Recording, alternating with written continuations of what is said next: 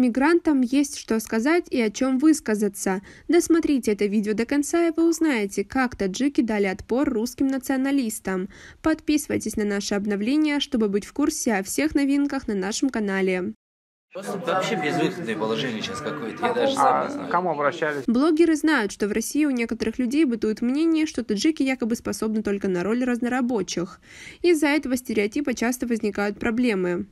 Многие люди удивляются, когда узнают, что я таджик и работаю в продакшне, что снимаю свое кино. Они уверены, что все приезжие из Центральной Азии и Кавказа наглые, ведут себя как-то не так, и некоторые действительно такие. Часто это защитный механизм от страха, что тебя не примут, что ты здесь чужой, говорит Эрадж Недоев.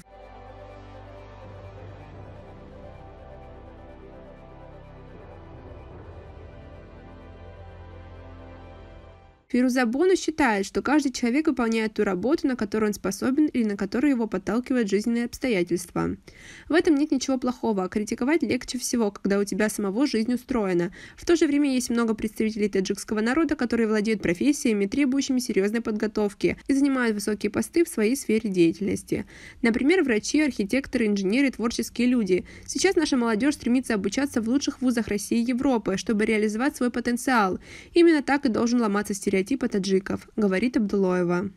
Вы согласны с мнением мигрантов? Свои ответы пишите нам в комментарии под этим видео. Аминджон уверен, что его соотечественники многое умеют и готовы делать, но не у всех есть возможность проявить себя.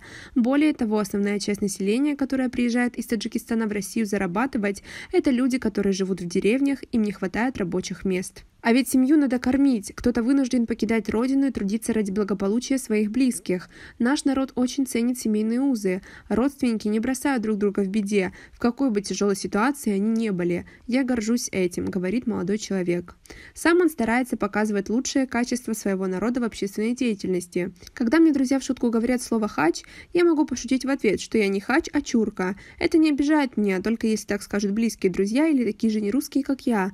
А когда это делают незнакомые люди, ты не понимаешь. Они шутят или хотят постебаться над тобой по злому. Конечно, когда человек вежливо интересуется, откуда я родом, это нормально, и я без проблем отвечаю, но когда меня называют гастарбайтером, увы, я сталкиваюсь с этим часто, и на улице, и на работе, говорит он. Одно время Недоев стеснялся признаваться, кто он по национальности, а затем понял, что из этой ситуации надо вытаскивать что-то положительное. Он начал говорить окружающим, что такой целеустремленный именно потому, что таджик. Возможно, это какая-то наивная оппозиция, юношеский максимализм, но я искренне хочу изменить отношение людей к своей нации. Сломать стереотип, что таджик – это обязательно необразованный, слабый, беззащитный гастарбайтер. Я ведь не такой, рассказывает успешный продюсер. Мне предоставили бумагу, которой я сюда приехала, все. И то, что регистрация, то, что выезда нет. Но до этого все было. Почему? На этом у нас все. Оцените наше видео подпиской и лайком.